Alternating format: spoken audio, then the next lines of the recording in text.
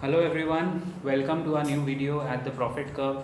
सो guys, कोई buy या sell recommendation नहीं है। I am just giving you my view on the IPO of Mamaearth. Actually इसका नाम शायद मामू अर्थ होना चाहिए था, बिकॉज अपने लोकल ज़ुबान में मुझे लगता है ये काफ़ी लोगों को मामा मामू बना के जा सकता है।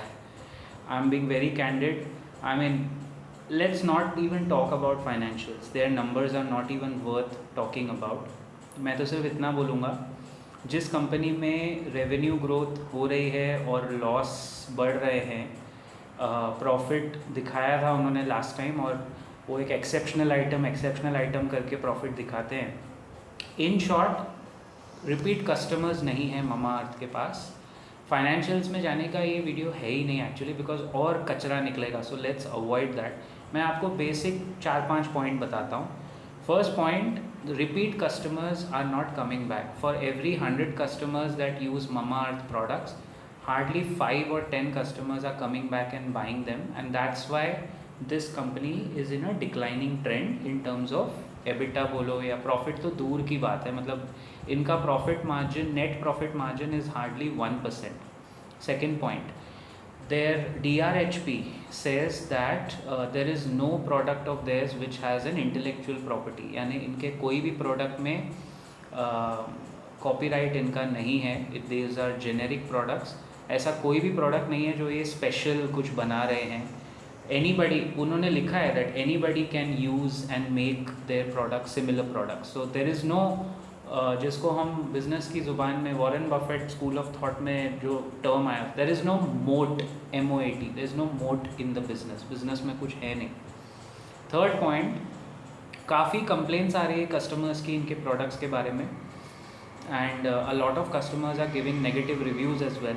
तो अगर आपको कभी कोई भी इस IPO के बारे में कुछ पॉजिटिव बोलता हुआ नज़र आए, तो उसमें dig deep in and consult your financial adviser before buying this IPO as well. उसमें डीप घुस के देखिए कंपनी वैल्यूड कितनी है, क्या है, कैसा है। फोर्थ पॉइंट, इसका PE ratio, price to earning ratio of Mamaearth is around, मेरे कैलकुलेशन के हिसाब से 1600 का PE रेशियो बैठता है, जिस भाव पे ये लिस्ट करने की बात कर रहे हैं, अराउंड 350, 350, 400 जो भी भाव है।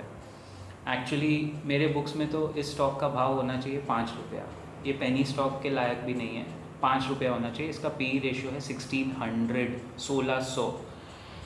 फिफ्थ पॉइंट, कोई भी IPO में हमेशा देखना चाहिए कि जो एग्जिस्टिंग इन्वेस्टर है, स्पेशली स्टार्टअप्स में जो शुरू में निवेश करते हैं, वो IPO उनको एक एग्ज़िट देने के लिए एग्ज़िट रूट होता है, इंक्लूडिंग द फाउंडर्स।